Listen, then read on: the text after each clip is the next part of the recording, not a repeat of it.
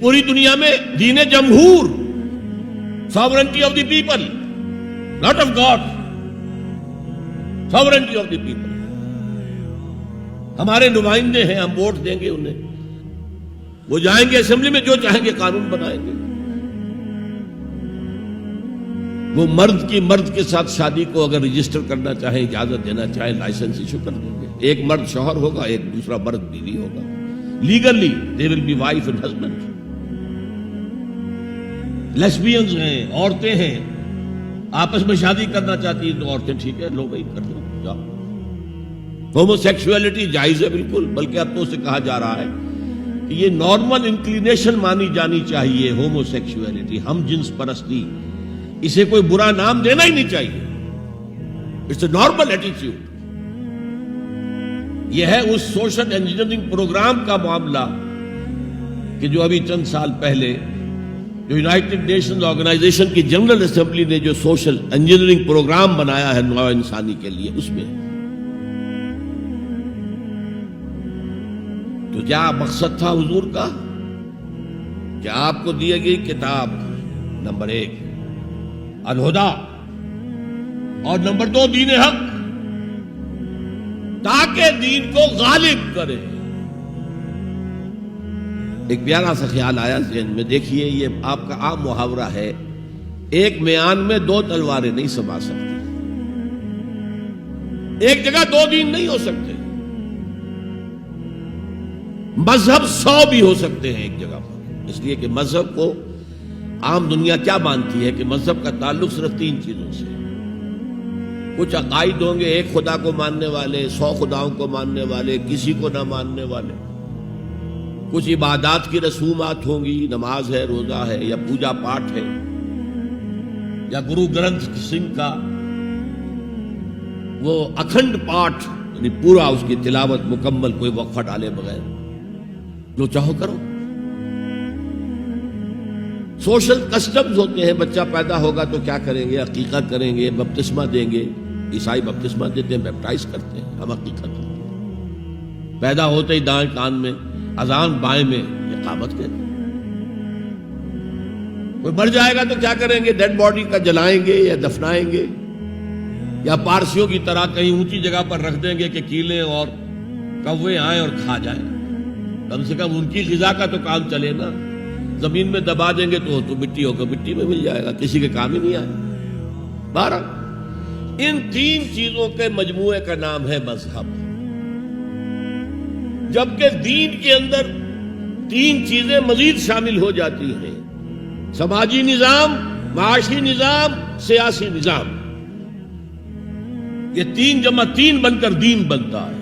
تو دین تو 2 نہیں ہو سکتے. جمہوریت اور آمریت تو ساتھ ساتھ نہیں ہو سکتے. کیپٹلزم اور کمیونزم تو ساتھ ساتھ نہیں ہو سکتے. ڈیموکریسی اور ملوکیت تو ساتھ ساتھ نہیں ہو سکتے. اس اعتبار سے ایک مغلوب ہوگا، ایک غالب ہوگا. مغلوب مذہب بن جائے گا اور غالب دین ہوگا. آج دین جمہور غالب ہے.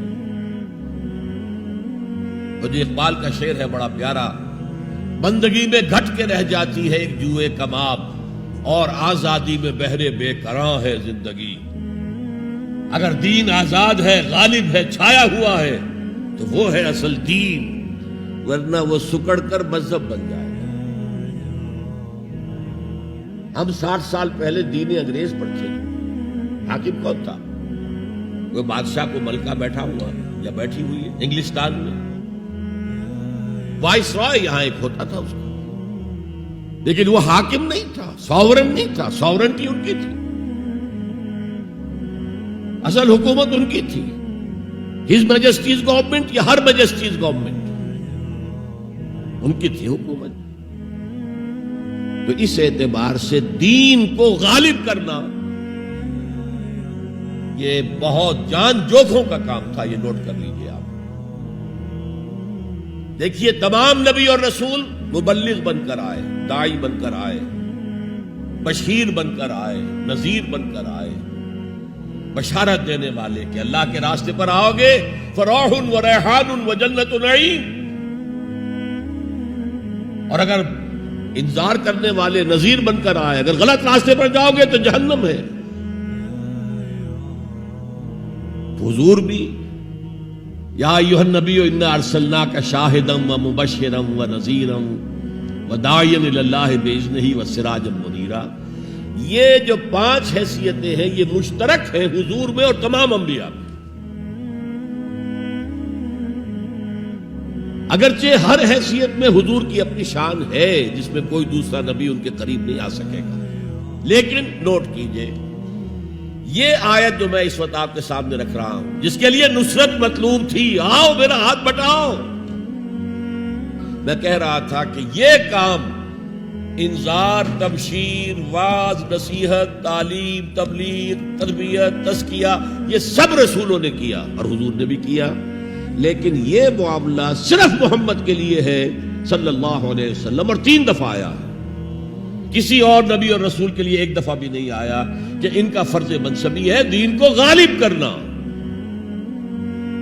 صرف تبلیغ نہیں، غالب کرو. یہ تھا وہ مشن جس میں آپ کو نصرت درکار تھی. فالذین آمنوا بہ وعزروہ ونصروہ، مدد کریں گے. وہ مدد کس کام میں تھی؟ دین کو غالب کرنے کی. اس لیے آتا ہے نا سورہ صف کے آخر میں، یا ایھا الذین آمنوا کونوا انصار اللہ، اے ایمان والو اللہ کے مددگار بنو. کما قال عیسی ابن مریم للحواریین من انصاری اللہ. جیسے کہ دیکھو 600 برس قبل حضرت مسیح اور حضور کے درمیان 600 برس کا فصل ہے. جیسے کہ 600 برس قبل ہمارے بندے عیسیٰ نے کہا تھا حواریین سے، کون ہے میرے مددگار اللہ کے راستے میں؟ اور حواریین نے کہا تھا نحن انصار اللہ. قال الحواریون نحن انصار اللہ.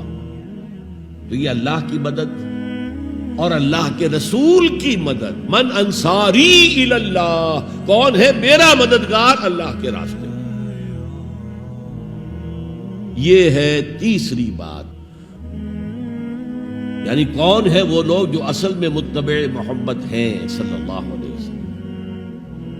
الذین یتبعون الرسول النبی الامی، ان کی شان کیا ہوگی؟ فالذین آمنوا بہ وعزروہ ونصروہ. اور چوتھی بات واتبعوا النور الذی انزل معہ، اور جو پیروی کریں گے، وہی اتباع کا لفظ چلا آ رہا ہے. اتباع اتباع اتباع، وہ اتباع کریں گے اس نور کا جو ان کے ساتھ نازل کیا جائے گا، یعنی یہ قرآن حکیم. فَأُولَٰئِكَ هُمُ الْمُفْلِحُونَ، تو وہ ہوں گے مددگار، وہ ہوں گے کامیاب ہونے والے، مفلحون میں سے ہوں گے. اللہم ربنا اجعلنا منہم، اللہ تعالی ہمیں ان میں شامل کرے. اب تھوڑا سا خاکہ میں آپ کے سامنے رکھنا چاہتا ہوں. حضور نے یہ کام کیسے کیا جو کسی اور نبی سے نہیں ہو سکا؟ صرف ایک نبی سے، ایک رسول سے ہوا. نظام قائم کرنا، حکومت اللہ کی قائم کر دینا.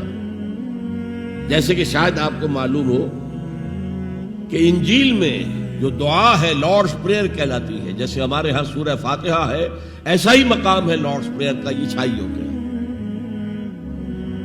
اس میں کیا الفاظ ہیں؟ Thy kingdom come,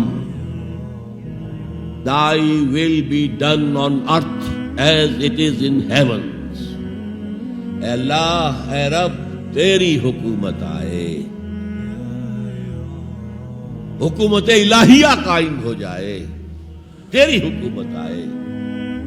اسی کو حضرت مسیح کہتے رہے، کنگڈم آف ہیون آن ارتھ، آسمانی بادشاہت زمین پر قائم ہو. Thy kingdom come, Thy will be done on earth as it is in heavens. تیری مرضی جیسے آسمانوں میں پوری ہو رہی ہے، سارے سیارے، سارے ستارے، ساری گیلیکسیز، پوری کائنات جس طرح تیرے حکم کے پابند ہے، اے رب ایسے ہی تیری مرضی زمین پر بھی پوری. یہ کام جو ہے بڑا جان جوکھوں کا کام ہے. تبلیغ میں، تعلیم میں محنت ہوتی ہے، مشقت ہوتی ہے، وقت لگتا ہے، اس میں کوئی شک نہیں. لیکن محض تبلیغ، محض تعلیم، محض تربیت، محض تزکیہ، یہ محمد رسول اللہ کا طریقہ نہیں ہے۔ برا نہ مانیے، میری بات پر غور کیجیے۔